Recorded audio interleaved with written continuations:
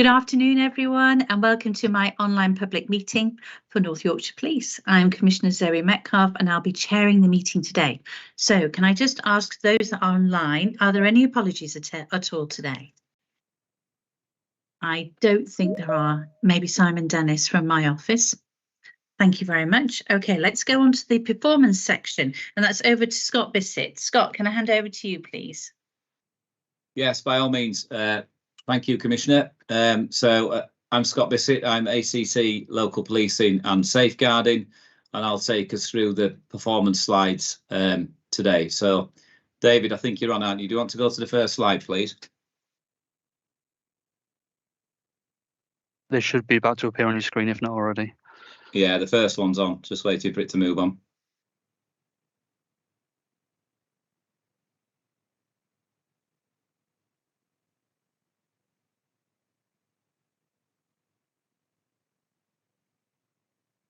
Are we having some technology problems? No, we're not. Here we are, up and rolling. There we are. Thank you.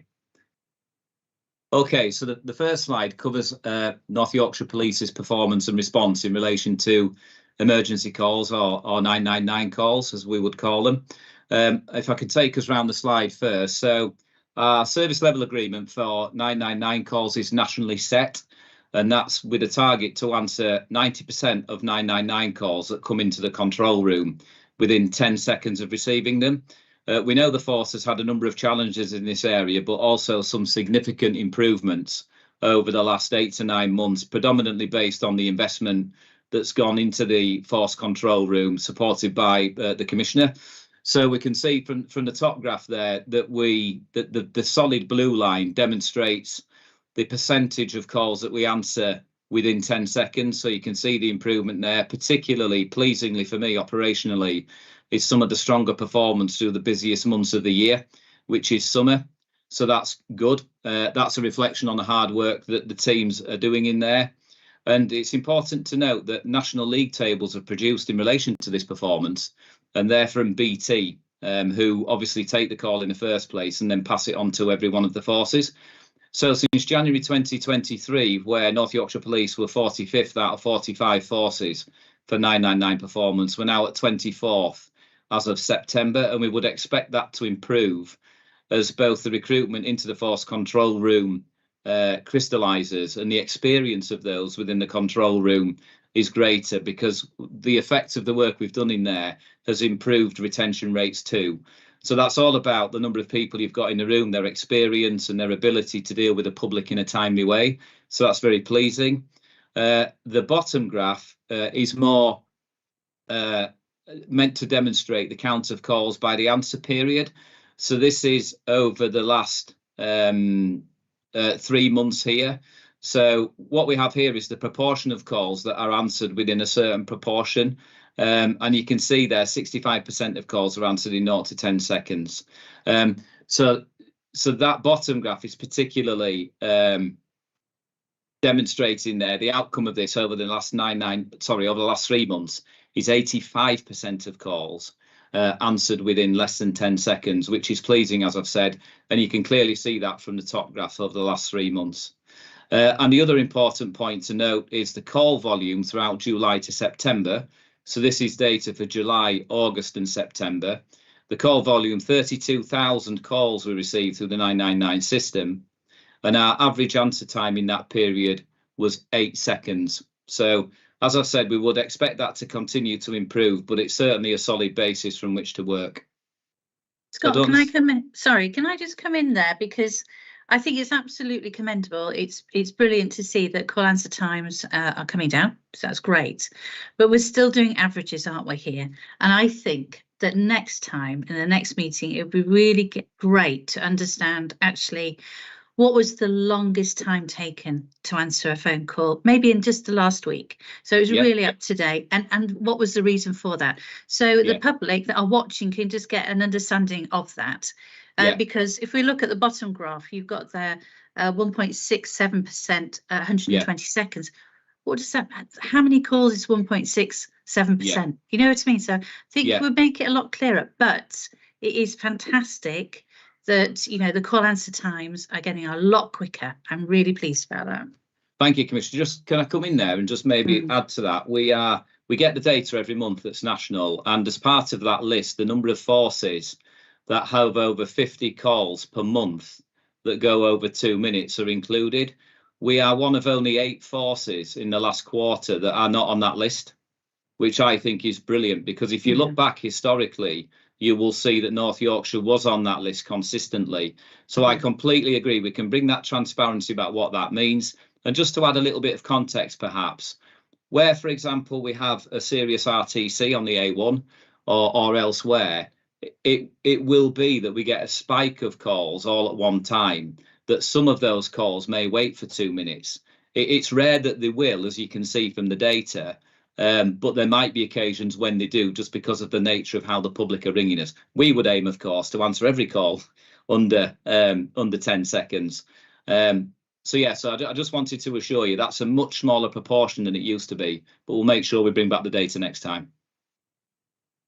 Thank you. Move on to the next one, please, Dave. Thank you. So this is the non-emergency or not 101 calls that the force takes. We know that the public of North Yorkshire have had concerns about the 101 performance in terms of wait time, and particularly then abandoning that call. And it does remain a challenge for us, but we have seen significant improvement in terms of particularly the abandon rate between this year and last. And of course, nationally, that's the key performance metric that we're interested in, is not so many calls being abandoned. Other forces and nationally would use the level of around 20% abandonment rate as an indicator of where they need to be, because of course people don't always want to wait on the phone at the time and they will hang up. So 20% is where we ought to be. So we've got a little bit of more work to do with that. But what you can see from that, the top graph, is the service level agreement. And of course, our service level agreement is determined locally by the Commissioner on behalf of the public. And ours is 2 minutes. So basically, to answer 101 calls in under 2 minutes. We can see there that's a challenging SLA on the non-urgent calls, but we are striving to improve on that.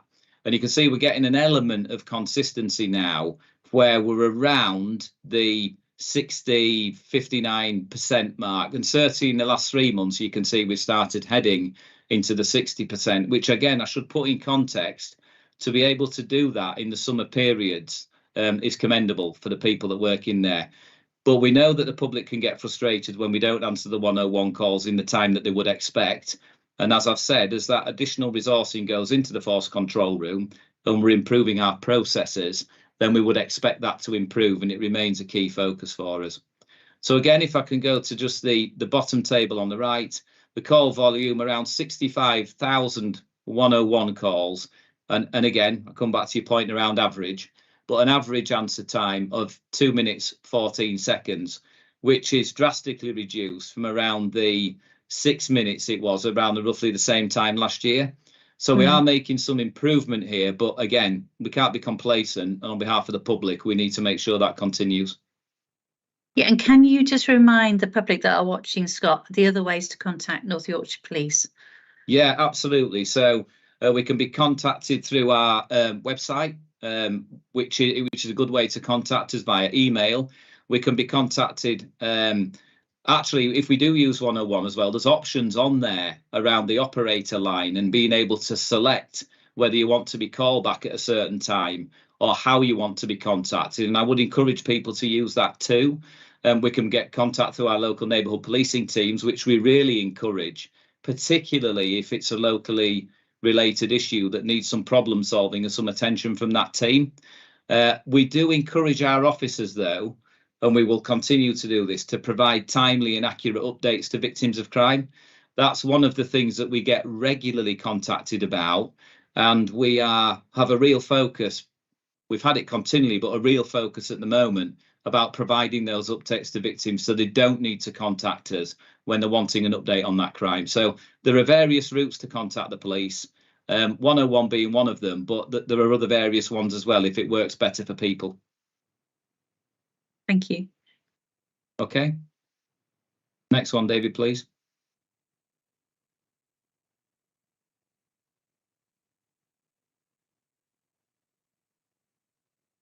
Okay, thank you. So the first two slides basically demonstrate how quickly we pick up the phone, whether it comes in as an emergency or whether it comes in as a non-emergency and on the 101 line. What this slide starts demonstrating is how quickly we then respond to those incidents that are reported to us. And we have three different gradings of incidents. We have an immediate rural grading, which is attendance of a police resource within 20 minutes of the force receiving the call, and that's how we measure it. Forces do that differently nationally, but we do it from the point we receive the call. The immediate urban performance is attendance within 15 minutes. So we'll have certain areas of the force that are designated as rural and other ones as urban. And then the red line you can see on the graph is our priority performance. So that's where we'll determine that a response is required within an hour. And again, if you go back to roughly 12 months ago, this time last year, you can see a significant improvement in performance. Our own ambitions around this are to attend 80% of immediate incidents within the relevant 15 or 20 minutes. And again, 80% of the priority incidents. You'll be aware of some of the work that we're currently doing to understand our demand and improve that performance. The real challenge here is most of our incidents are immediate urban in terms of emergencies. But of course, we do get RTCs and other incidents in rural areas that we need to respond to. And that's really been about a focus for us to understand where we need to better position our resources to give the best possible response, understanding that the level of demand in a rural area may not be the same as an urban one, and there we need to be smart how we do it. But you can clearly see there our performance for the year, 82% for immediate urban, immediate rural performances on there too, and our priority performance. You can see the monthly ones there, but I do have the annual performance. And then below in the bottom graph, we have 90-day data, which is basically by districts, and these of course are still cut into the districts as we would know them prior to North Yorkshire Council, because our building blocks, if you like, of policing are still strung around that, if you like. So you can see from there clearly the urban areas of York and Harrogate predominantly, plus Scarborough, are the ones that generate most call demand. And then on the right hand side of the graph at the bottom, the two tables there just demonstrate how many officers we would send in terms of the type of incidents that we go to. So for example, antisocial behaviour or public safety welfare, the PSW also includes missing people. That's important to understand. So you might look at that and think, why do we send 3 or 4 people to missing people? Well, it's important we get there and we try and find the person as quickly as possible. But that just gives a sense of how many officers we deploy to the type of incidents that we're asked to attend. Scott, can I ask you a question on the response times, please? Yeah. So what are you doing to improve these response times? So there's a number of issues, actually. So we shouldn't forget that the starting point is really important. So having the FCR really resilient and able to take the call and quickly dispatch it safely is a key element of this measure. And what we understand from all the recent analysis that we've done is once we get the FCR up to that establishment that we need it, and we're well on that journey to do that, then we can have the resources in there that are able to deploy operational resources in a really timely way. So that's one element. Once the FCR, you can't discount that. Once you then move to the operational resource itself, if I can give you an example that we're currently working on, is we understood from our analysis that we struggled to get to immediate rural incidents that were reported in the Kirby Moorside Helmsley area. That's quite clear, the geography up there, the distance that needs to be travelled perhaps from police stations if people aren't already ready to be deployed. So we have agreed with the fire service that we're going to use Kirby Moorside Fire Station as a deployment base, which will be great for the public because they will have a resource up there that's ready to respond along that corridor. They'll be visible, they'll be present, and they'll be able to get to those incidents, and we can improve that immediate rural performance. In terms of immediate, more generally in priorities, we've also looked at the balance across our operational teams, and you'll know that around 40% of our teams are student officers at the moment. It's a young workforce, predominantly due to the police uplift programme. So that's really us understanding properly where we need our drivers, what kind of driving skills they've got. So we have teams that are capable once they're on the ground to respond. And a lot of that work reflects the improvements that you'll see here. But there's still work to do in some of those outlying stations. So another one that I would mention is Sherburn. Actually, if we regularly staff Sherburn at the right times of day, we can improve elements of this performance. Thanks, Scott. Next slide, please, David.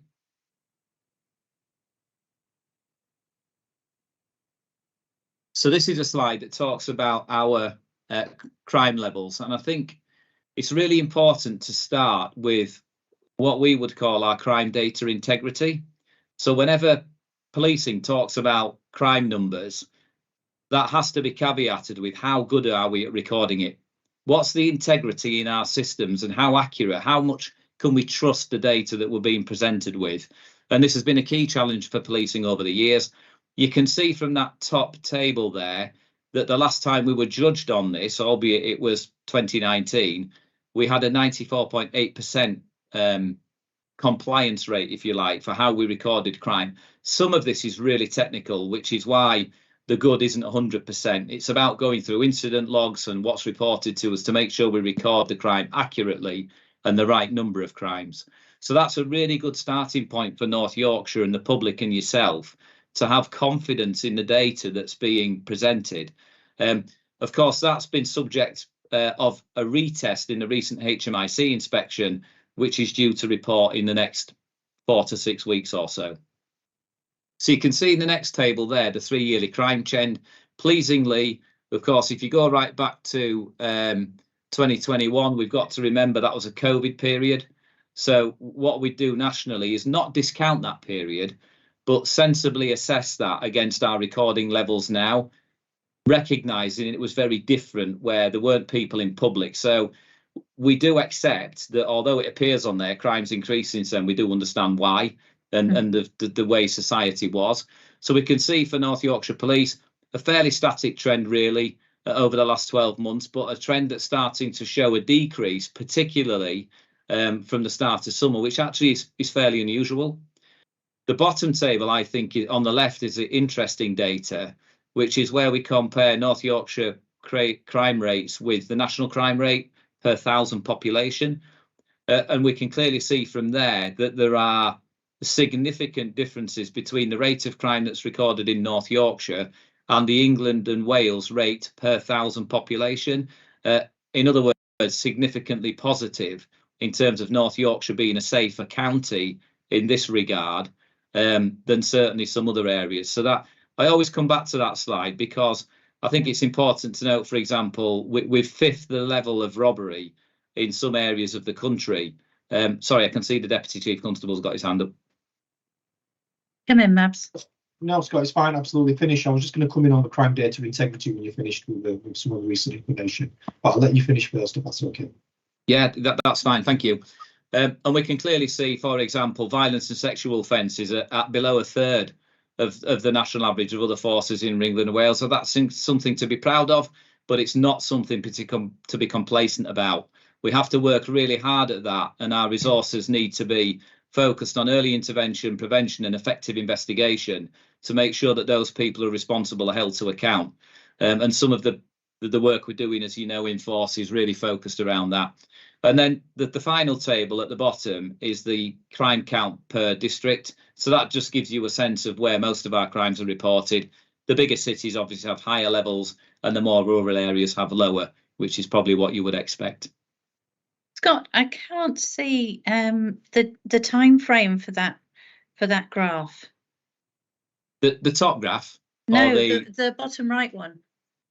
The tables that are there? Yes. Yeah. Yeah. Okay. We'll get that sorted for next yeah, of time, course I will. we? Yeah, we'll do that. Before the deputy comes in, I just want to ask a quick question about fraud. Have you taken fraud out of this timetable? Sorry, out of this table. Out of the table at the bottom left? Yeah. Yes, correct. Yeah. I'm not sure it's been taken out or whether it wasn't put in the first place, but we can certainly include it going forward. Thank you. Thanks. Right, Mabs, please come in.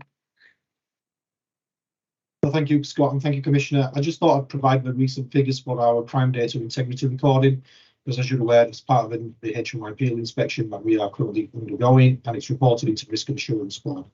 So our overall accuracy in crime recording, and Scott has already highlighted the importance of getting that right for us as an organisation, because everything hangs from that in particular. So our overall actual recording accuracy has improved to 93.95%, which is a fantastic result for us, which is an overall rating of good. We're just slightly under what we would have been under what we describe as excellent or outstanding, by percentage points, 1.05 percentage points in essence. And if you look at the split of crimes, for violent crime, we're at 95.24. Sexual crime, which is really important considering the vulnerability of our victims and reporting people, is 96.23. So that's been a really good improvement for us. And other crime, the totality of our crime is 92.31. So really, really good work taking place by those involved across the organisation, from point of contact to point of finalisation, to get the overall grading from the HMI. That's brilliant. Thanks. Thank you, Mabs. That is definitely going in the right direction. Some good news there. Thank you. Okay, yeah, we'll put that date range on and include for all, Commissioner, next time. We'll make sure we pick that up. David, if you can move on to the next slide, please. So this slide covers two exceptional areas at the moment that we just wanted to talk about and highlight. So both burglary residential, that's burglary of people's houses, because that's changed recently in terms of how we classify that in line with Home Office guidance, and then robbery. Both of these are included in a beating crime plan, which is held by the Home Office basically, and for which national crime measures were held to account. And of course, they play out locally as well, and they're within the police and crime plan and the chief's delivery plan too.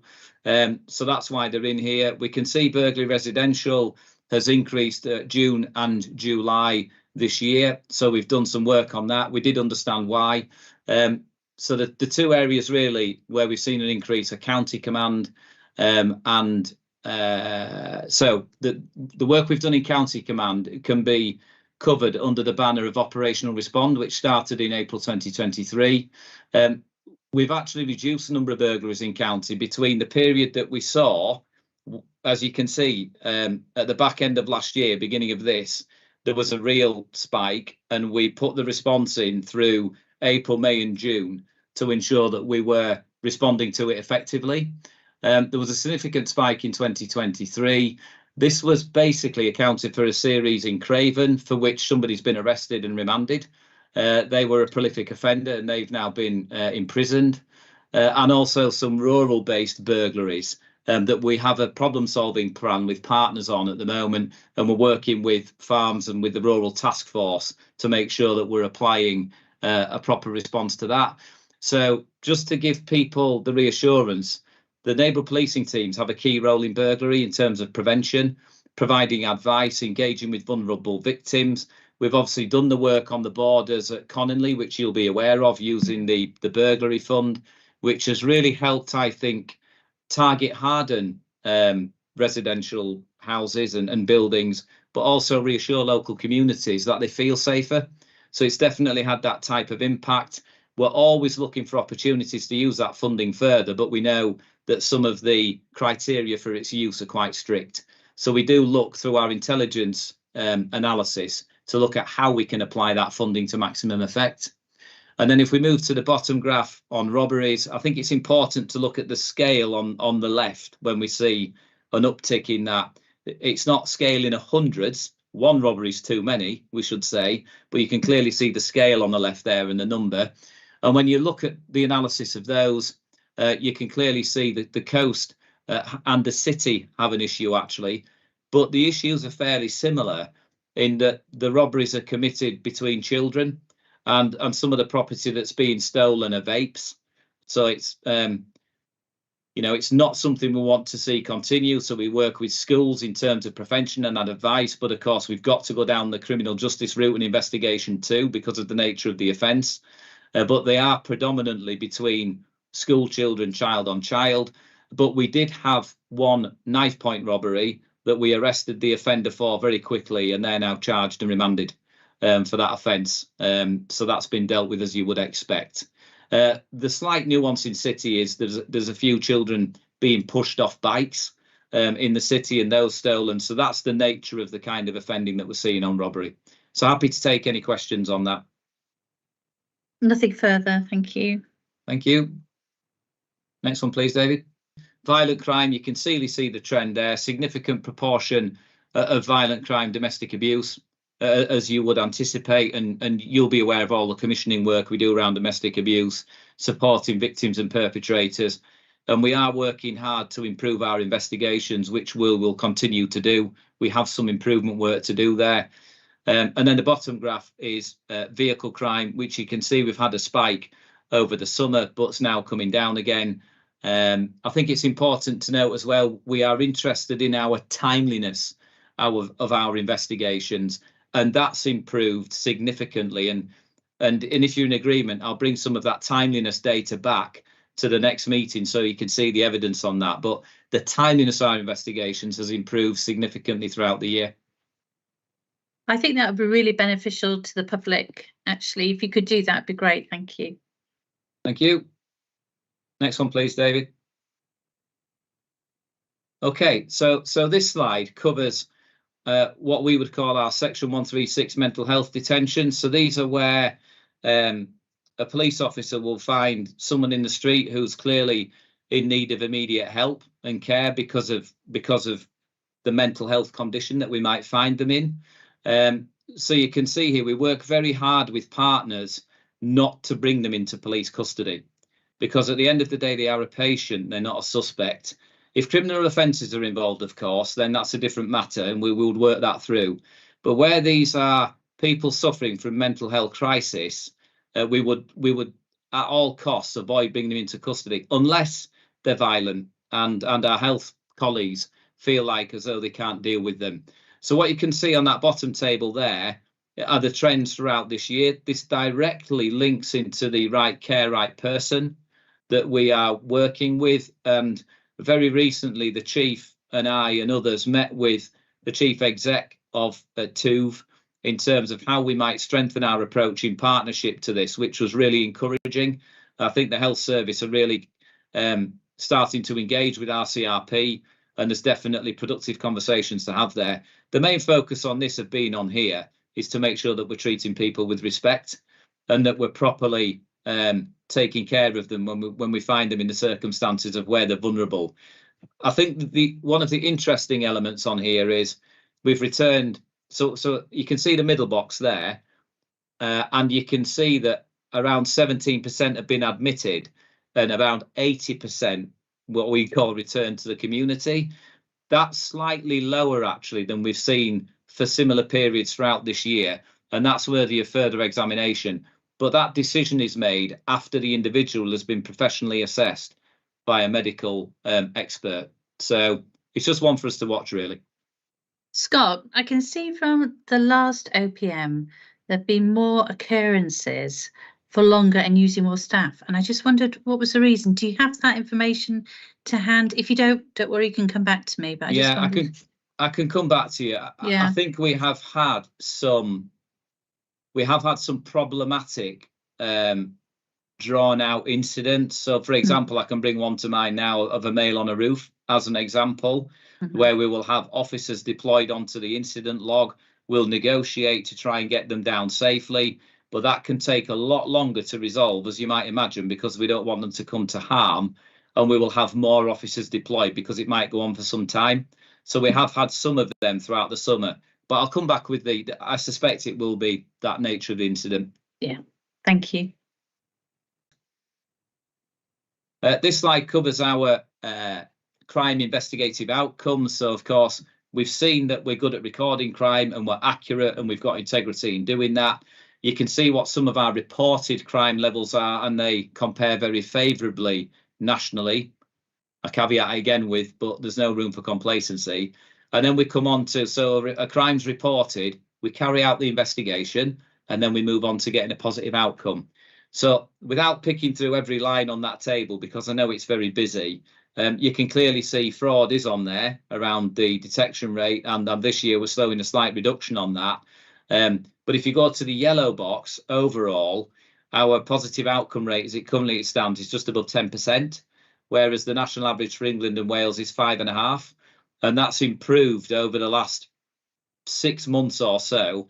This is something to do with how we manage crime through our crime and occurrence management unit in terms of getting timeliness of outcomes, but it's also to do with some of the quality of investigation as well.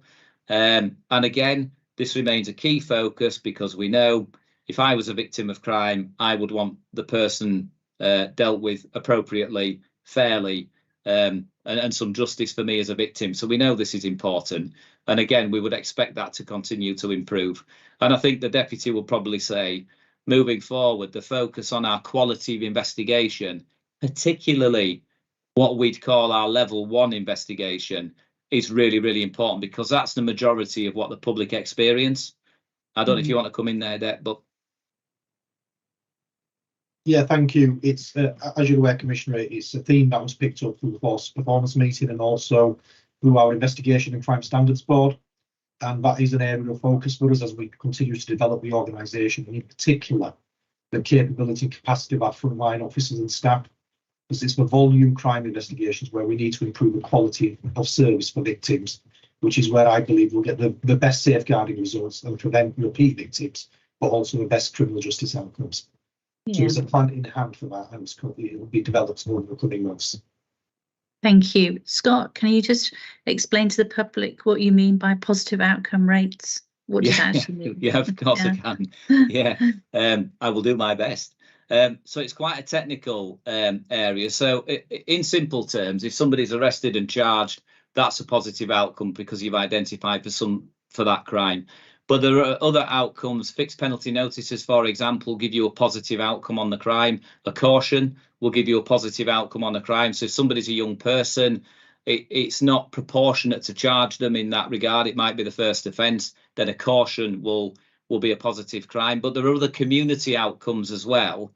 So where we might apply what we call a community resolution, that's where we'll agree between the victim. So it's a very collaborative approach. So, you know, the victim may not want a person to go to court. They just want restitution and they want some compensation or something of that nature. So community resolution can also be applied to crimes, which means it's a positive outcome. So there is a raft of different things that can mean a crime results in that positive outcome. Thank you, Scott. And I did notice that fraud was on this table, but it's the only one in red, isn't it? So that's why I was thinking, well, why isn't it on the on slide 5 for the record about the crime level? So if we could have it on there, that would be great. Thank you. I'm mindful of time, Scott. So can we whiz through the end of it, please? Of course we can. Yeah. So the next slide is important. We've had I'll let David catch up, but I'll start. We've had this stop and search scrutiny panel this morning. So that's a fantastic forum in which we get feedback on our stop search, body-worn video, how legitimate it is. You can clearly see on there the number that we've conducted over the last year. What is it? 1st of October, yeah. So that's over the last 12 months, about 3,200. And then you can work down there and see some of the positive outcomes. Just one thing to mention on there, people might look at that bottom graph and think 10 and under, it's kind of 10 years old and under. There's two in there that are 10 years old and under, and that was more about their personal safety than it was about anything else. But the other 10, people don't have to give the date of birth when they're stop searched if there's no offence. So one of those 10 one of the 10 that isn't under 10 is a 35-year-old. And we've gone into all of those. So it's not that we habitually search children under 10 years old. There are good reasons for that, and we've had a look at that. But again, we have the strategic IAG. All this is transparent and presented there, and we really welcome challenge on our stop search and our legitimacy in terms of it. And I think, seeing as you brought it up, actually, Scott, there was something I was going to say, you know, those figures for 10 and under. Can you just explain to the public about safeguarding arrangements for when you do that to children? Yeah, we would know. It depends on the immediacy of the risk. So we want anyone to harm themselves. But normally we would do that in a sensitive way. Obviously, it's been in the media quite significantly, hasn't it? We would look for an adult to be present properly. We would do it so that the children weren't frightened in that regard. It can be a very difficult process for people to go through, obviously. So we are sensitive to how those searches are conducted. Thank you. Next one, David, please. So this is a slide on basically our establishment. We know that our police officer uplift, you can see there, FTE is full-time equivalent. It's not necessarily how many headcount we've got, but how many full-time equivalent in the organisation. So around 645, and you can see there we're achieving that. And then on the left-hand side of the slide, you can see our PCSO numbers that are clearly there, plus our police staff colleagues, specials, an incredible amount of volunteers, actually. They are hugely valuable in terms of our policing response.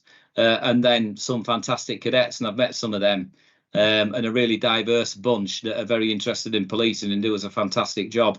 So that's the summation of that slide.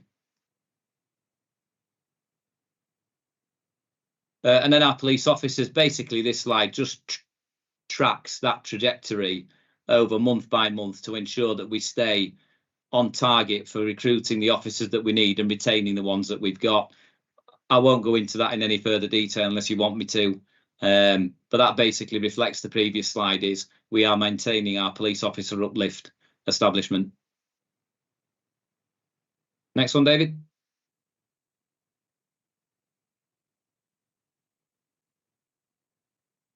I think there's only 2 slides left. One is on PCSOs, which is the next one, which just basically tells you the story that was on the previous one. Well, of course, we have had discussions around PCSOs previously, and we understand the reasons why we were struggling to recruit PCSOs. There you go. And then if we go on to the last slide, please, David.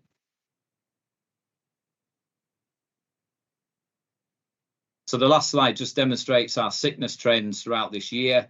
What it will demonstrate to you when it comes up is there's been an increase through the summer, but this is reflecting some of the COVID increase that we're seeing more nationally. So you'll see when it gets to the graph and the slide, the basic 3 reasons are cold and flu, sickness and COVID.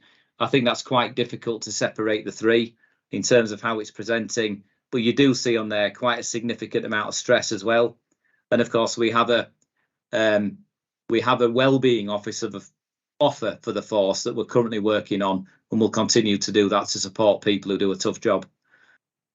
So that's it, Commissioner. Oh, that's great. Thank you so much. And I'm sorry I had to chivvy you along there, but thank you. Thank you very much. All right, then.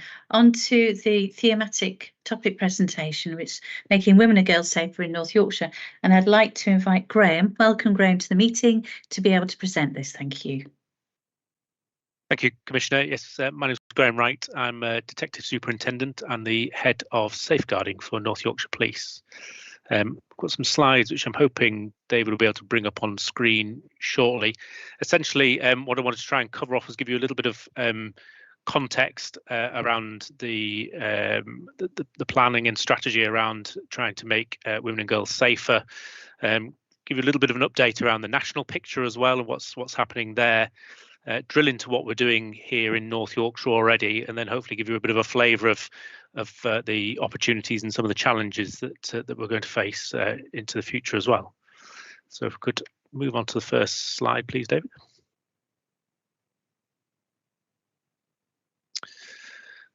So I just thought I'd kick off firstly just with a word on men. There's bit of a common challenge when I've spoken with people anecdotally around the reducing tackling violence against women and girls is, well, what about violence against men and boys? And it's a fair challenge, but it comes, I think, from a point of a lack of understanding, because the most serious crimes, some of which are listed on the slide there, sexual abuse, serious violence, domestic abuse, really controlling, difficult, upsetting crimes within the family home have a really disproportionate effect on women and girls. And it's only right and proper, I think, that we are really open and upfront about the fact that we want to prioritise tackling it in this way. The positive is, of course, that by driving up investigative standards and improving the way we investigate those crimes, we'll have a naturally positive knock-on effect on how we investigate crimes against males as well. But it's worth saying, I think, up front that this is really a really important area for us to focus on, and it's really important that we do focus on it in the way that we are on this gender basis. There's been obviously a number of high-profile cases. The slide makes reference to the crimes committed by Wayne Couzens down in London, a really painful and upsetting case that obviously attracted a huge amount of public interest and revulsion. And there are, of course, numerous others. Whilst one-off cases in and of themselves aren't everything, and certainly not wanting to sort of dissipate or undermine the importance of that case, to me, it was a catalyst for us reflecting on the plight of women and girls across the UK. And I think in particular looking at how some women and girls are forced to endure violence and violent crime for weeks, months, and at times years. And it's about trying to capture the voice of those victims and survivors and ensuring the best possible outcomes for them. Which has really sparked a renewed focus on trying to tackle this type of criminality. If we could move on, please, David. So once back in July 2021, the Home Secretary at the time launched the first national VAUG strategy, and the Deputy Chief Constable Blythe was appointed as the National Police Chiefs Council lead. And the quote from DCC Blythe on there really, I think, summarises our key aims, that we're seeking to try and create an environment where perpetrators of abuse against women and girls have nowhere to hide, that we do bring them to justice quickly and effectively, and reflect and understand the trauma that the victims and survivors of these crimes undergo, and do everything we can to bring the best outcome for them, and to try and make sure that the criminal justice process that we will need to go through is as sensitive and understanding to the trauma they've suffered as possible. If we could keep going, please, Dave.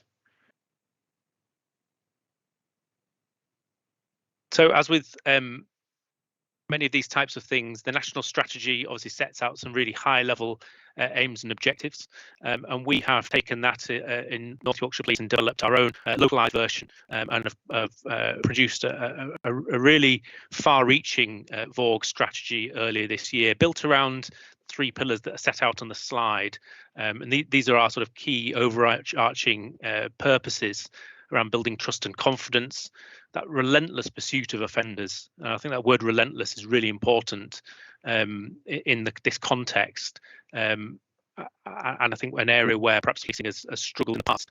And also looking at that wider sort of early intervention and safety planning around creating safe spaces for women and girls, both in public and in private. And we tie all of this into our published plan on a page. The VAUG strategy sets out some really clear objectives, which are obviously in line with our values and purposes.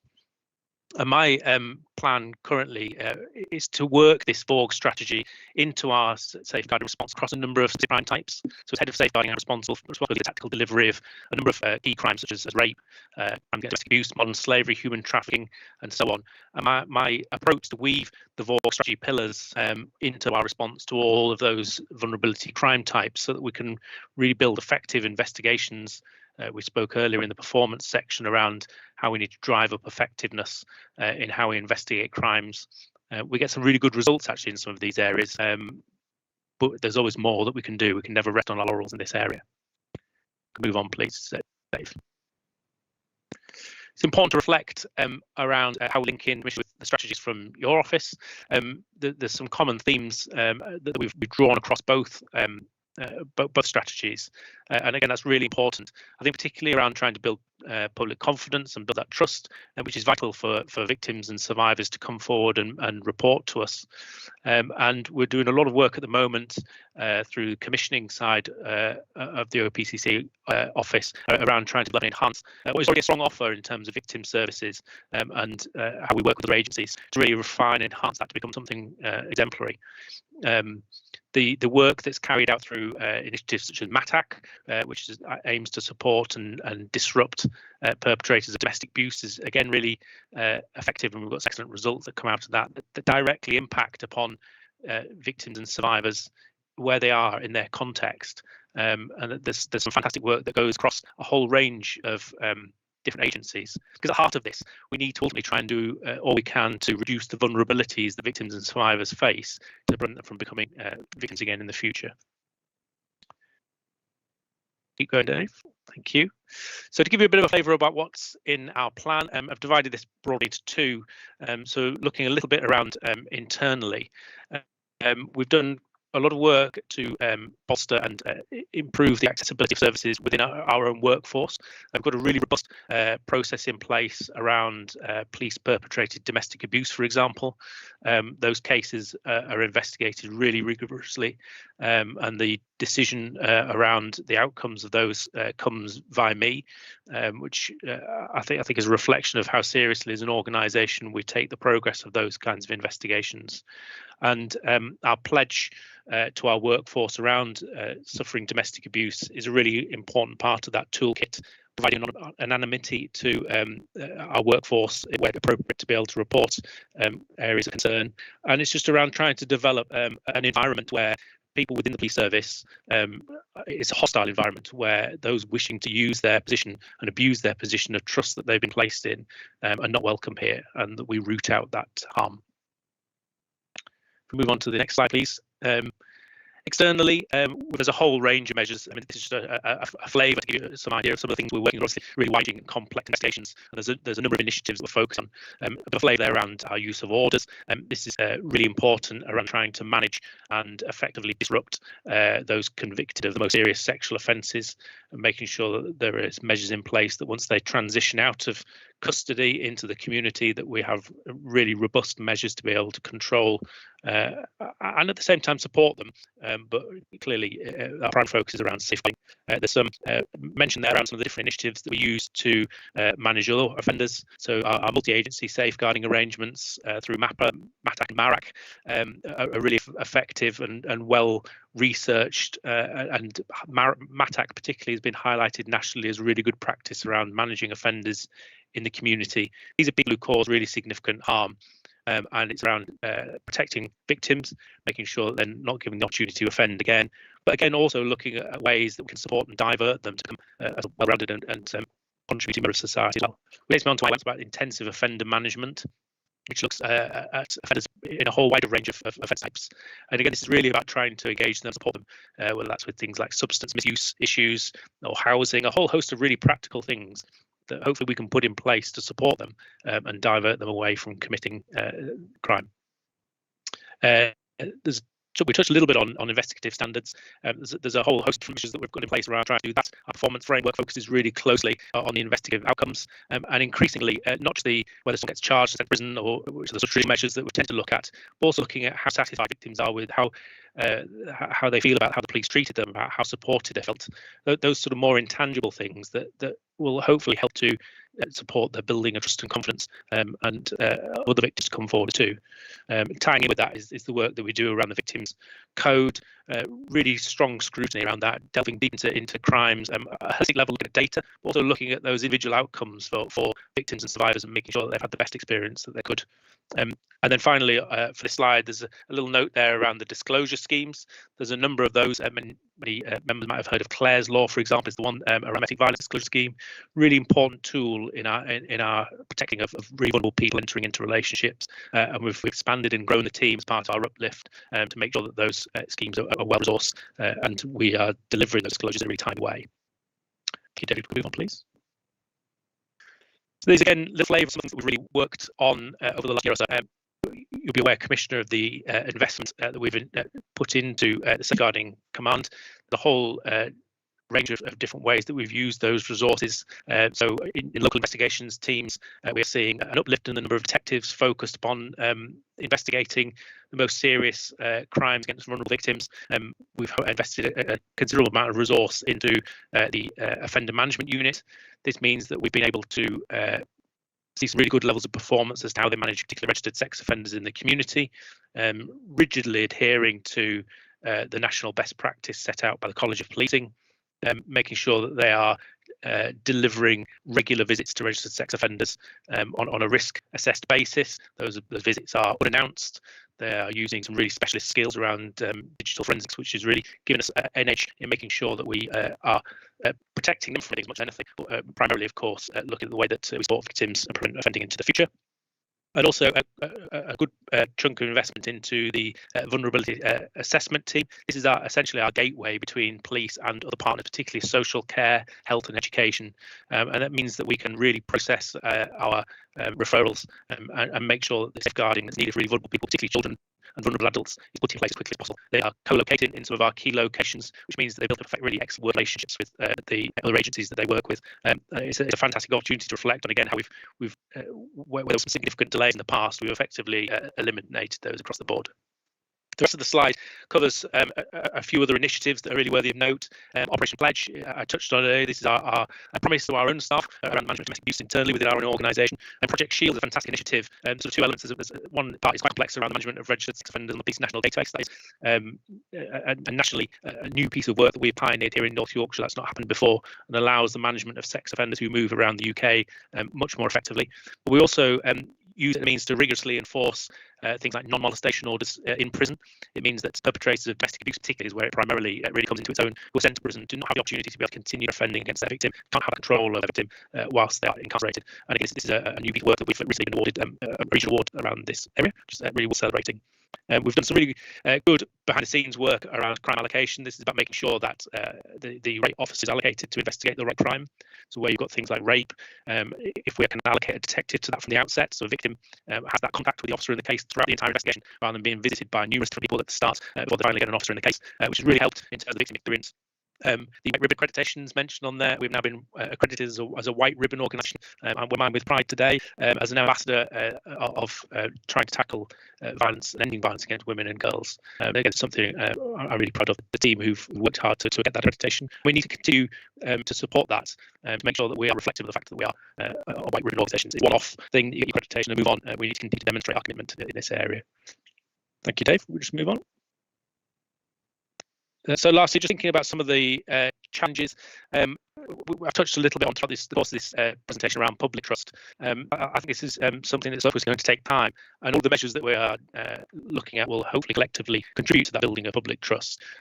Ultimately, I think we want to see really good outcomes for victims through the criminal justice process, and it's through recognising the work at an individual level that ought to do with victims. I think will help support people to come forward and prevent those disengagements of vulnerable victims through the criminal justice process. We are currently working through the initial documentation of a thing called Operation Soteria, which is a national programme backed by academic research to try and improve the way that police forces investigate rape specifically. There's a number of elements within that. In essence, it's about driving up investigative standards, doing really good quality investigations, but at the same time, putting measures in place mean that victims of rape have, it'd be hard to describe as good experience of the criminal justice process, but it's as effective understanding and sensitive as possible, that we're not delving into victims' past, we're not investigating the victim, we're investigating the suspect, and making sure that those measures are really clear throughout the process. It's a joint thing that we work on with the Crown Prosecution Service. They're fully bought into it as well, which is really important for that later part of the investigation. And I think through that we have a real opportunity to build trust and confidence with the victims of rape, but the principles that we'll adopt through Soteria will naturally rub off on other crimes as well. So it's a really good opportunity. As I say, we're just in the very early stages of doing self-assessment for that, and through the course of the next 12 months I'll have a team working on implementing the measures there. And then lastly, a note on performance. We need to keep a high level of scrutiny on how we manage and investigate and support victims and the crimes in this org arena. As I say, I'm very proud of some of the things that we've done in the past, but as AC Bissett said earlier, we can't allow any complacency to come in respect to that. And actually, I'm really keen that we start to increase our efforts to look at how we can improve outcomes of victims more and more. Our arrest rate for things like domestic abuse are currently really high, but they could be higher. The number of rapes that we send to CPS for a decision is really high, and we get really good outcomes from those. We're currently, I think, 11th in the UK for the number of rapes once go to CPS that lead to a charge. Really high levels of conviction rates for rape in court, but there's more that we could do, and there are more victims that we could support. And our delivery plan, working through the vulnerability board, is a really strong, robust governance structure, which I really welcome. So some really tough challenges for us to focus on going forward. received our investment, for which I think myself and my team are really grateful for. It gives us the tools we need to be able to implement the plans that we're putting in place, and it feels like an opportunity before us to deliver some excellent service to people of Yorkshire moving forward. Thank you very much, Graham. I wasn't asking a lot of questions. You got off quite lightly there because obviously I've been briefed about all this. But I do have a couple of questions for you. And I suppose, do you have an update on the planned launch of the victim satisfaction survey at all? My understanding is that is in the pipeline. I don't, if I must confess, know the date when that's set to be launched. I don't know whether my colleagues online do, but we can certainly find out and report back if yes, not. If you wouldn't mind, thank you. I think it's important to know that, you know, I discussed, didn't I, with you, Chief, about the case file quality into CPS could be of a better standard as well, and I think that will really help with outcomes rate. And the charges, although nationally it's good, but they're still very low, aren't they? And we want to see those increase, definitely. So thank you very much, Graham, for that. I really appreciate your presentation today. And I'm sure everybody gets a lot out of it. The public that are watching, if you want to ask any questions, you know how to do it. Email and tweet into us, and we're very happy to put those to North Yorkshire Police, Graham, later on, or at the next session of the online public meeting. Thank you very much, Graham. Thank you. Right, so we're now going on to the spotlight section. So these are questions that have come into my office and issues that have been raised with me. So I'm going to just go through these. And a couple of questions here. So my office has often received lots of complaints in relation to rural crime and the perception that North Yorkshire Police are not proactive in terms of addressing this. As it is the start of the hunting season, can you tell me what you are doing to promote this and how the public can report rural crime, please? Who would like to take this? Want me to take that? Thank you, Commissioner. Yeah. Okay. So yeah. So we know we know the impact on rural communities of that level of crime, because they can feel isolated, and particularly around poaching and other issues, that it can have an impact on their feelings of safety, which is clearly, you know, a really key outcome for policing. So I suppose I should really start off. I can't start anywhere else but the investment we've made into the Rural Task Force. I think, you know, I'm sat in their office actually as I'm speaking, and with somebody, Inspector Boards, up in front of me about the work that they're doing in terms of initiatives, whether that's looking at reducing the theft of sat-navs from agricultural machinery, which we know we've had a fantastic result on recently, with a high number of high-value units being seized as a result of some ANPR investigative work. Looks like they were going out to the continent, or whether it be wildlife crime, or whether it be the impact of more general types of theft on plant or poaching, and with some of those, shall we say, more unsavoury characters that might get involved in that type of activity. So the Rural Crime Task Force has been a really important response to that. But there's also our neighbourhood policing and local policing response, in terms of understanding the crime patterns more locally and within geographic areas, and then making sure that we are conducting investigations effectively, being visible where we need to, although it's a challenge in rural areas. We know that it isn't always easy to be in the right place at the right time because of the size of it and the resources that are available. So I think that there's a specific question there as well, wasn't there, on hunting, I think, yes. Commissioner? Sorry, I can see the Chief wants to come in. I'm happy for you to finish first, Scott, and I'll come in at the end. Thank you. Okay, no problem. Yeah, so I know this was raised at a North Yorkshire Council meeting as well, more recently, when the question was posed to policing about what would your response be. We apply the law without fear or favour. That's our impartial position. We don't take a view. We will look to gather evidence when we get notified of anything like, so for example, hunt saboteurs or others that may get involved in that type of activity. Then we've got the intelligence there. If there's criminal offences committed, we'll gather evidence as we normally would, and we'll take the appropriate action when we see it. But we are impartial in that regard, because we have to be, and I think people would expect us to say that. So just covering off the hunting bit, just hand over to the Chief. Thank you, Scott. And it's just following on from that, Zoe, that I think there's a lot more work going on in the background than people might be aware of, and there's two reasons for that. We don't always communicate very well, so I think there's a lot more we could do to communicate out in a way that reaches those communities, because it's no good just sending an email out sometimes, is it? And people are busy on farms, out in the open, particularly this time of year at harvest. They haven't got time to read those emails. I'd urge people watching this call and beyond to sign up to Community Messenger.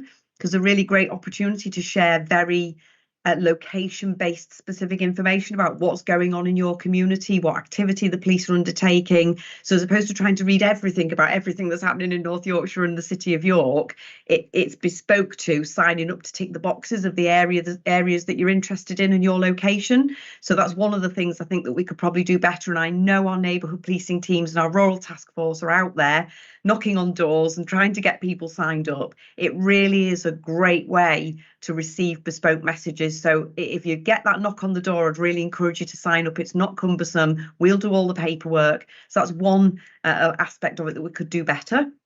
The other aspect is sometimes we don't communicate all of the proactive activity that's going on to protect policing tactics, because some of those great jobs that Scott's talked about where we've captured serious organised criminality is as a result of us not telling the public how all of that works in the background that gets us those successful results. So, but we need public information for that to work.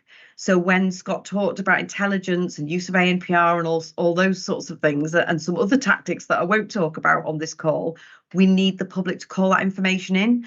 So that's where the trust and confidence comes in, isn't it? Please call us. You may feel as though, what's the point? Because nothing happens. That piece of information might be a vital part of the jigsaw puzzle that enables us to deal with some proactivity in the background that takes those organised criminals off the street. So please call every bit of information in, because that might be the vital piece of information that helps us to solve the crime or prevent or detect activity. Thank you, Chief, and thanks very much, Scott. And I can't, I completely agree with you, Chief, about calling in that information. It's so important. And Community Messenger is fantastic. I've had loads of compliments from the public about it. I have it, and it's great because it's all about the area where I live, and it's really personal to me. So I think it's fantastic. So please, everyone watching, do sign up. Dead easy to do it. So thank you. Thanks very much. Okay, next question. And it's about body-worn cameras. So nationally, there have been reports of police not using body-worn cameras appropriately and turning them off. So can you please explain what you're doing in North Yorkshire to ensure that they're used as they should be? Commissioner, very helpfully. Graham is our lead on body-worn video cameras. Not that we've set this up by any means, and it'd probably be helpful for Graham to come in. But it is monitored through the Vulnerability Board and, of course, performance meeting as well. But I'll let Graham come in to talk about its use and what we're trying to promote from a transparency and legitimacy point of view. Yeah, so we have a really clear stance, and we convey this to all of our officers and staff regularly. If you're attending an incident, your body-worn video should be on. We have really robust management scrutiny around this, and inspectors across North Yorkshire Police do regular dip samples. The sergeants carry out individual performance reviews with officers as well, and the use of body-worn video is scrutinised as part of that. Similarly, at the investigative stage, we again are really looking closely at how we use body-worn video and maximising the investigative opportunities that presents, because it's twofold, isn't it? Body-worn video, it's about presenting a really open and transparent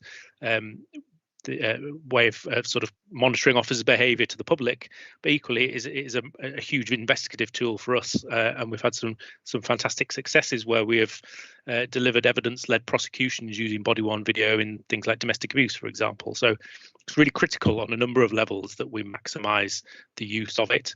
There's more that we can do, and I think as we look towards tools that are going to be available to us next year, that will give us much richer data around how we can scrutinise body-worn video usage remotely, rather than really that sort of hands-on approach, and start to get more data around how we use body-worn video. Don't be wrong, there's more to do, and we need to keep reinforcing the message. It's like any sort of organisational measure, but as I say, our policy is really clear, and there's really strong direction to our staff around its use. I think ACC Bissett wants to add a bit more as well. No, I think thinking back, I was with some officers last night, operational officers, talking to them about this exact subject over at Scarborough. And I think one of the elements, Commissioner, in the article was not putting on the pre-record, if you remember. So it has a pre-record facility. Reassuringly, they all spoke to me about that. What they're speaking to me about, it runs the battery down quicker. But what was reassuring was they're aware of it. They know how it works. They know they should be using it. So I think, you know, I'll speak personally, and I know the chief officers would. There's executive leadership on the issue in terms of asking the question, engaging the staff about it. So it becomes important in their mind. But like Graham says, the policy is unequivocal. We use it when we're in contact with the public, unless there are reasons why we wouldn't. You know, which are very few actually, but to maintain their dignity, for example. Okay. Thank you. Thank you very much. Right. The question about RAC, and that has been much media coverage over the failing concrete issue closing buildings. The public would be interested in how many buildings with North Yorkshire Police's estate have been checked and need upgrading. Lisa, Chief. I'll probably take this one on behalf of the team, Zoe. So I'm not an estates expert. That's why we have an enabling service that manage our estates, because we have professionals in that area of business. I can't name the numbers without digging the spreadsheet out in front of me right now, but every single building in North Yorkshire, you'll know, obviously you will know in terms of the Police, Fire and Crime Commissioner owning the estate, from a legal perspective, that we do own most of our estate rather than lease it. I know that's not the same across all police forces where they might occupy buildings that are owned by them. In North Yorkshire Police, predominantly we do own our estate, and every building has been checked. It has been assessed against the criteria that has been, I suppose, most commonly identified as those buildings that might have used RAC in them. We haven't confirmed the use of RAC in any of our buildings. That is further work required by surveyors and experts in this field, but we know which buildings need to be further examined. We have got a comprehensive list and we have provided that back nationally and to the collation of all of the reports nationally, but we can absolutely get the statistics out there in terms of the numbers of buildings, but they have all individually been identified. Thank you. Thanks very much, Chief. Now, a question from me that was put to me by a very upset businessman in York recently, that he doesn't feel that North Yorkshire Police are very visible in the centre of York or support shopper owners. Now, I know there's been some great work being done. I think it's with the bid in York. Now, you may not be able to answer me today, but I can see you all nodding, so you might be able to. But I'm really interested, you know, how you'd answer that, please. Yeah, shall I pick this one up, local policing? So we have a dedicated city centre team in York, neighbourhood policing. The officers have been there for a significant amount of time, actually, some of them, particularly the PCSOs, and have worked there consistently. We've always got more work to do, haven't we, around effectively engaging with every element of the community, actually. But in my experience, that type of business arrangement or shop watch, or depending what you want to call it, can be a real powerful vehicle for keeping people safe, crime prevention, getting key messages out and understanding what the requirements are. So I maybe haven't got the answer you want for this meeting, Commissioner, but I am absolutely happy to take that away and come back perhaps at the next one with what our approach to the retailers in the city centre. And I think we should say, as part of our neighbourhood demand work, York is one of the areas which we will be seeking to strengthen. Yeah, if you wouldn't mind, that would be great. Chief, can I bring you in, please? Thank you, Commissioner. And just to follow on, really, having worked in York as the commander when the bid was there, and then obviously beyond that, I've been out on patrol with the bid rangers myself more recently in the city centre. We've got a great working relationship with them in partnership with the local authority at York City Council. If there are specific businesses that feel that there isn't that connection, that we don't call in and see them, that we don't have those relationships with them, I'd be really interested if we could identify very specifically, because I know that there are some. We do have those great relationships, and if we're missing something, or there are new businesses or new people that we don't have those relationships with, I know the city centre team would be really keen to understand where those gaps are so that they can go and personally introduce themselves and build those relationships. And we have Shop Watch, we have Shop Watch radios, our control room engages with that process and they speak to people, and you can hear the messages going backwards and forwards when they need to do a partnership effort on something that's going on in the city. So yes, there's always more we can do, and we absolutely want to pick up on those areas where people don't feel that they have that connection to the team. That's great. Thank you very much. Right, moving on. So the HMI improvement plan. Chief, I think I'm coming to you for this. Yes, that's right. Thank you, Commissioner. And if we could have the slides up, please. There's only a couple of slides. I'll start maybe whilst we're waiting for the slides to come up. So thank you, Dave. So as people will know, we are in an inspection timetable, if you like. So His Majesty's Inspector of Constabulary, Fire and Rescue Service are on a continual cycle of inspection. You'll know and have seen from the reports that have been published, we've had a number of inspections, including thematic inspection. I don't think we've not been under an inspection regime at any point during the year, but our core inspection, which is the police efficiency, effectiveness and legitimacy inspection, the PEEL inspection as it's known, took place in the autumn of 22 and reported in March earlier this year, and this is what this reflects, the progress against the improvement plan of that inspection. As you can see here from the key updates, there's no organisational risks, so there's no red risks on our risk register from the progress of those activities. We had 3 causes of concern specifically linked to our inadequate grading, so that was more around strategic planning, workforce planning, areas of business, corporate governance, and those causes of concern have all been submitted with full evidence packs and are in the process of being looked at and we believe will be signed off by HMIC. We're just waiting for the update on that. There were 18 areas for improvement in that improvement plan. All of those areas have been addressed. There's a significant amount of evidence been submitted against each and every one of those areas for improvement, including the covering letter about the activities that the organisation have undertaken to reach the standards of what HMIC would describe as the characteristics of good in respect of those areas of business. And we've now moved into our next inspection period, and this is the 23 to 25 PEEL inspection period. So that is measuring a different or a slightly nuanced performance framework. So we've moved forwards. We've also been undertaking improvement work on that framework, even on the run up to the inspection. So this is not just about improving in those areas that were identified last year. We've also spent the past 12 months improving on those areas in the new performance framework. For this year's inspection, we've had field work very recently. You joined us, Commissioner. Thank you for our strategic presentation, which took place on the 25th of September. The inspectors have been in with us during October for that field work phase, and we are due to receive our hot debrief. So that's the verbal sort of how overall the inspection has gone in November.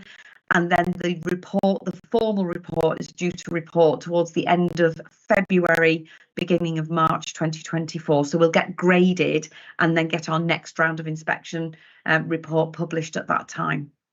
So moving on, sorry, Chief, can I just ask a couple of questions on that? Yeah. So I get a lot of people saying to me, well, obviously, why have you had another full inspection so quickly? And the second question is always, why don't you get the letter earlier than you do? It takes such a long time between the hot debrief and then them publishing the letter, and it's got to remain confidential, hasn't it? So why is that? Absolutely. So one inspection round, I'll answer the first question first. One inspection round basically morphs into the next inspection round, so it's on a continuous cycle, and it isn't a stop-start anymore. So it used to be a very bespoke 2-week period of inspection, and then you wouldn't see the inspectorate for another 4 years because they'd go off and do that intensive inspection on every other force in the country. What they now do is work with us continuously. So there is no break in the cycle. Our inspector are in with us very regularly. They attend meetings, but one inspection cycle does morph into the next. So we had our last inspection which was the one that took place in autumn 22 at the very end of the last inspection cycle. And almost immediately the inspectorate moved into the next phase of the new inspection cycle. So we could have come at any stage from the start of 23, but our report hadn't even been published at that point from the last inspection round, because it overlaps, through to perhaps the end of 2025. So part of the reason that the inspectorate came in quickly with us is because they had the option of supporting us through those improvements or us making those improvements for ourselves. And we clearly wanted to put that improvement plan in place. We wanted to make those improvements for ourselves, and therefore the agreement was the inspectorate would come in and test those improvements that we were going to make ourselves and make that assessment about whether we needed that external help or not. So it was an arrangement of come at the start of the next inspection cycle and then quickly decide whether we'd made those improvements for ourselves or we needed the additional support. I think we welcomed that approach because we'd very quickly picked up on our hot debrief in the autumn, very quickly picked up an improvement plan at pace. Yeah. And you've seen that being delivered at pace throughout the year. And we've described it with our staff as it's been a sprint, and we know it's been hard work, but we wanted to make those improvements rapidly because they are the foundations, the building blocks of where we need to get to next to move towards good and outstanding. I think if they'd come back in 2024, we'd have probably made the same progress, but in a longer time period. And I don't think that's right for the force, and more importantly, not right for the public. Because what matters here is delivering that exemplary service to the public. So they've come in very quickly. We welcome it. And I think broadly from the inspection findings that we've had and the sort of briefings that we get every day when the inspectorate are with us, and that inspection, we have made those necessary core foundation improvements. And we hope that we'll see that borne out in the report. Your further question for that about length of time before it's published, obviously there is a huge amount, and I don't want to quote figures, but somewhere in the region of, I think we've submitted around 1,000 lines of evidence to the inspectorate.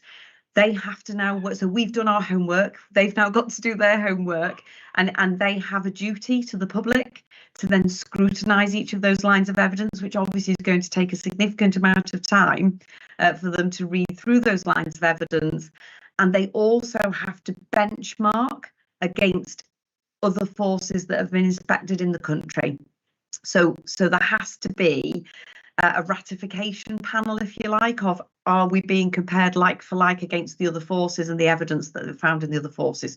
So those stages of the process have to be completed before the report is finalised. We also get a draft of the report early next year, and we have to reply with factual accuracy in response to that report again before it can be published. So there's a whole sequence of events that has to be worked through that I think then creates that what appears to be a long delay in timeline between the inspection activity and the report being published. We'd like it to happen much more quickly, but I think our hands are tied by that's the framework within which HMIC are operating. So it's not us that's delaying it, it's the process and the scrutiny that's required to make sure those reports are accurate and have been checked for factual accuracy before they're published.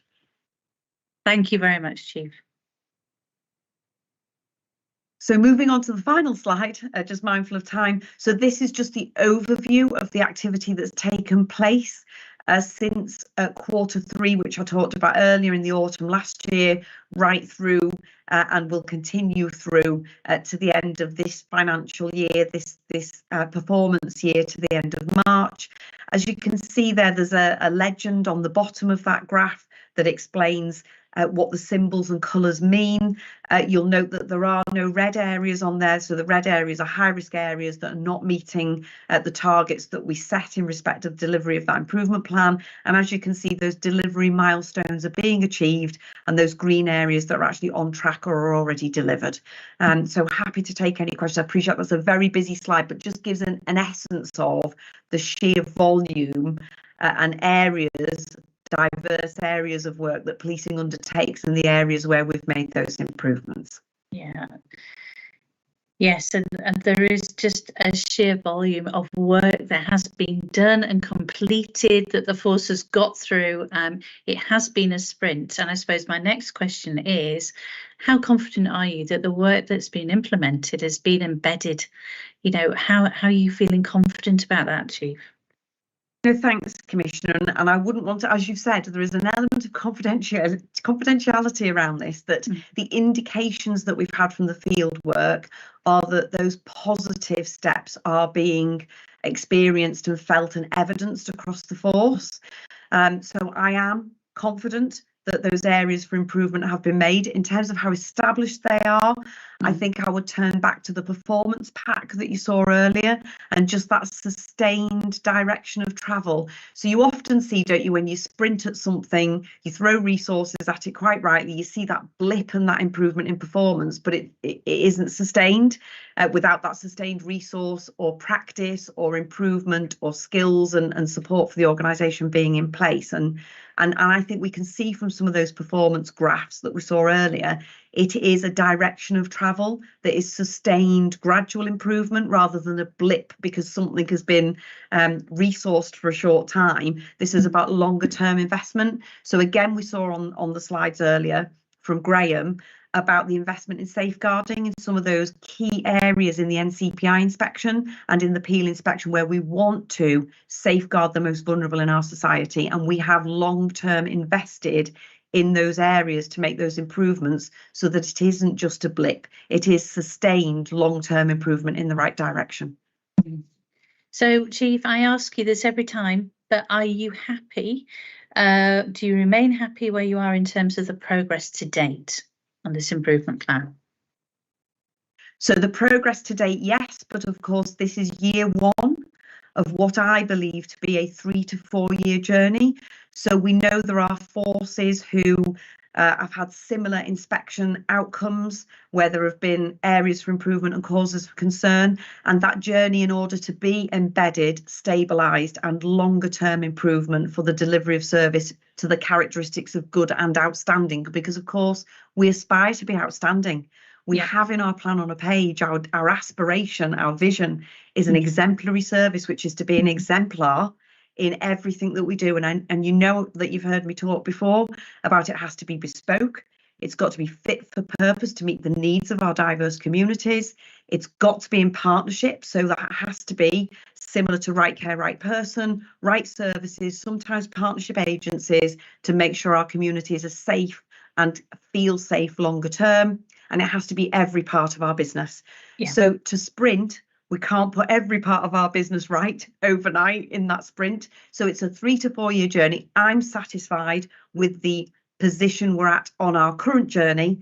We have further to go on those next stages, and we've had conversations with the organisation about the next stage is that sustained continual improvement that is a marathon rather than a sprint, building on those strong foundations that we've made in this first year. Yeah, absolutely. Right. Thank you very much, Chief, on that. That's brilliant. So let's move on to public questions. And we've had a fantastic amount of questions today, so I'm hoping that we can get through it all. So Simon, would you like to bring them up, please, on the screen?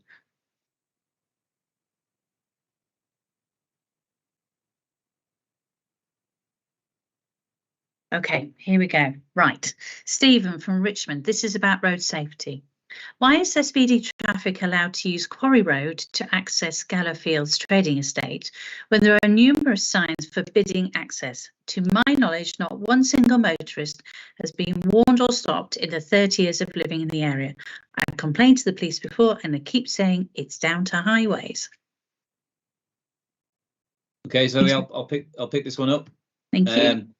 So we do have a legal responsibility around this. So it is one for us to pick up. Really empathise with Stephen. It must have a detrimental effect on the quality of life living there. It's there for a reason, particularly around some of the vehicles that may be using that, because it's obviously an industrial estate with a residential community nearby.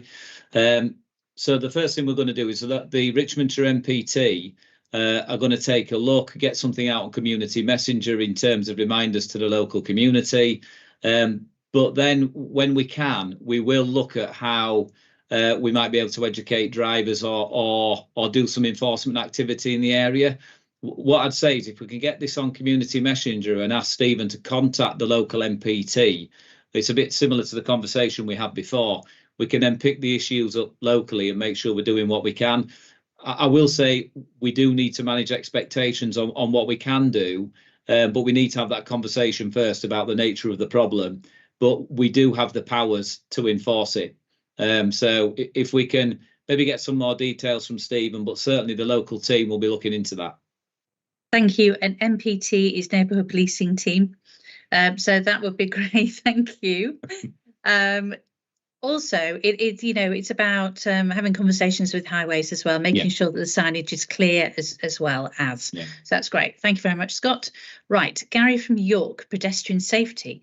Why is nothing done about cyclists riding on the footpath, which is for pedestrians? Okay, so what we say here is we've had a look at enforcement activity we've taken against cyclists. I think this is York, I think.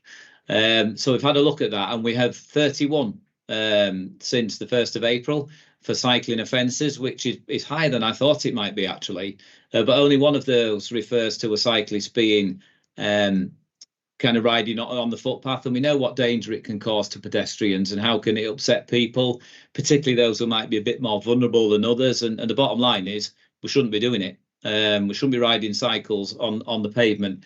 So one of the tools that we have is called OpSnap. So this can be accessed through our websites. And this is where we can obtain evidence of people committing the offences. Obviously, it might be unusual that people commit it when you've either got a PCSO or a police officer there. So they're more likely to happen when they're not. But if we get evidence of that taking place, we have people who review that footage. And we'll try and do what they can to identify the offenders, particularly if it's dangerous, people with limited sight or the disabled poses a real risk. So, yeah, if we get the evidence and we can review it, but where it's witnessed and we can practically get hold of somebody and speak to them and then deal with them in a way that's appropriate, then we will. And again, this is about reinforcing the community safety message through our partners and through working in those city centres to make sure it's clearly signed that it's not acceptable. Chief, can I bring you in, please? Thanks, Commissioner. Not wanting to prolong the debate I know we've got quite a few questions to get through. Just an appeal to cyclists. And again, it's the whole community messenger thing and communicating with people, because in York particularly, there are now quite a lot of shared footpaths. So there's a lot of footpath areas that are split now between pedestrians and cyclists, but it's all on the footpath. There's actually one that goes past and across the driveway of the police station of Fulford, believe it or not, and it is on the pavement. And it's just an appeal to people, isn't it? I think if people get used to that, they then cycle on every pavement, and it's just appealing to people to say, OK, where there is a dedicated cycle lane on the pavement, fine, but that doesn't mean you can do it everywhere. And it is areas where it is a community safety issue quite clearly, and as Gary has raised here, and that we take positive action to make sure that message gets out there and that the community are safe in those areas. Thank you. Right, the next question is Simon from Malton, and again it's about pedestrian safety. Is it legal for police vans to park on and block the pavement? So I think there's two elements to this question. I think one is about our standards as an organisation, and I think the second part is what the legislation says. And I'm not going to read the Road Traffic Act out. You'll be glad to hear, but I will pick the pertinent points. So we have high standards about how our staff need to behave, how we need to park. Parking on double yellow lines in normal circumstances, and I'll come on to where there are exceptions to that, isn't acceptable. To go buy a sandwich, to pop to the shop, or whatever it might be.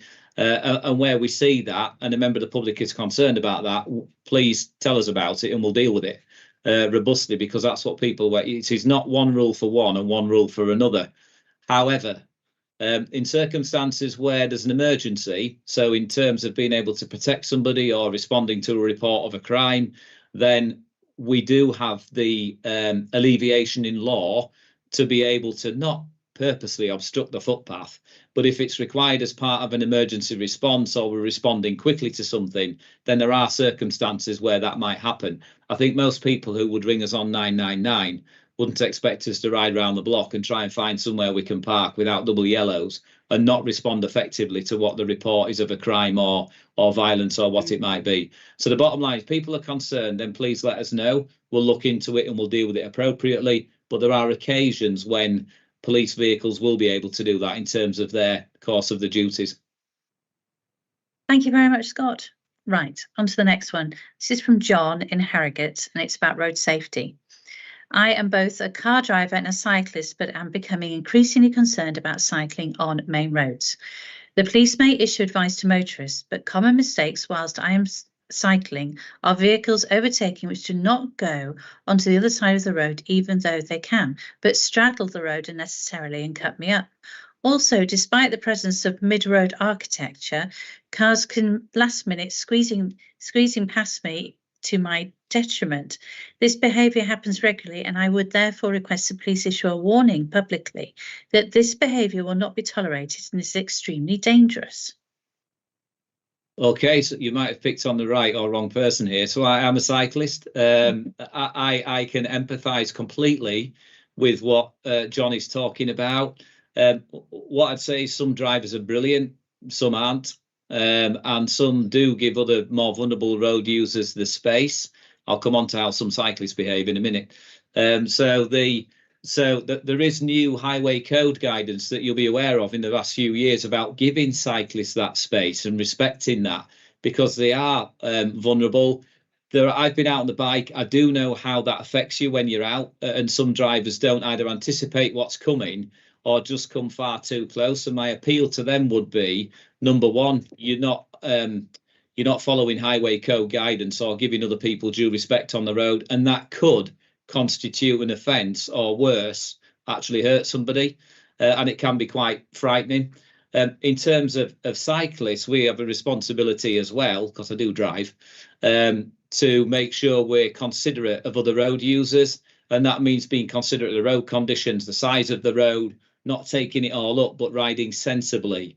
And I think this is just about having some respect and empathy for other people who are using the same space. But I go back to my earlier point around op-snap.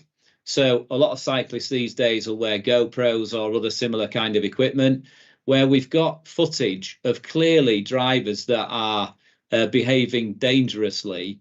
Then I would suggest that's submitted. We have specialist teams that will review it. And where we've got a roads traffic offence being committed, we will deal with it.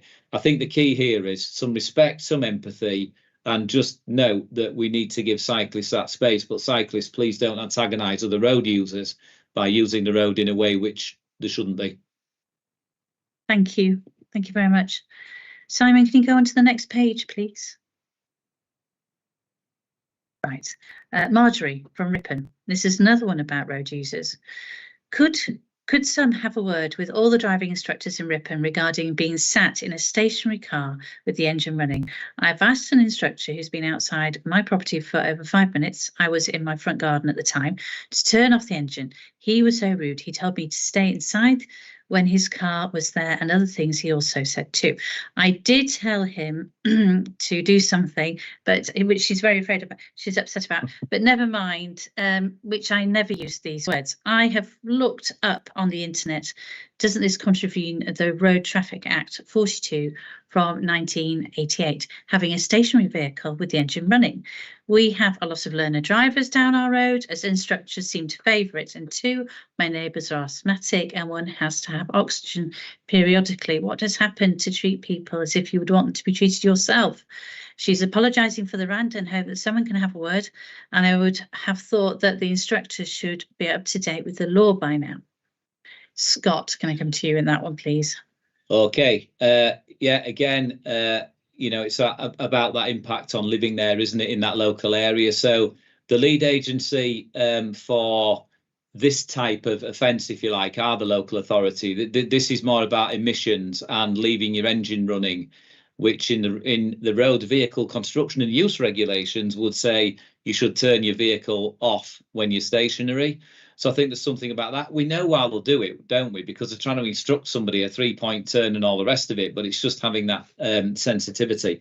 So the enforcement sits primarily with local authorities who do have the power to deal with it by way of fixed penalty notice. I know there's been education campaigns actually seeking to improve compliance before prosecution, and that's been done in York and Harrogate. So I think there might be some lessons there from York and Harrogate in terms of how they've done it and communicated with local driving schools. So we've flagged this with North Yorkshire Council and put the question to them and raised a response. And I think that's a discussion between North Yorkshire and the City Council in Ripon about how they want to approach that, because most of them will be local driving schools, I would imagine. Yeah, thank you very much. Right, on to the next one. Graham, this is another road safety. Graham's from York. Either no police on the street, stay at night. It's so embarrassing letting thugs literally do what they want. They ride around with impunity and you do nothing. Yeah, so we have so this is York. We have a dedicated, we've already talked about neighbour policing team, in the city and the work that they do and working with businesses. We do have a dedicated nighttime economy initiative, which we're aware of. That's about public order, public safety, but it also is about being vigilant around safety of women and girls, dedicated operations that use some different tactics, shall we say, to make sure people stay safe in the city centre. I do empathise again with what Graham said about not seeing anybody, but we do use our information and intelligence to put people in places where we think they need to be at the time we think they need to be there. The obvious response is we need to work really hard at that, but we can't be everywhere all of the time. So I think it is about recognising our hotspots, where the public are, being as visible as we can, whilst keeping people safe. Thank you. On to the next page. Right, Adam from Harrogate, and this is policing. Harrogate Town Centre is becoming a troubling area night and day. You will know the crime scores. Can I ask you to ask the police to patrol the town centre with 4 uniformed police on a rolling shift? So then a police presence will be maintain the safe standards we all know.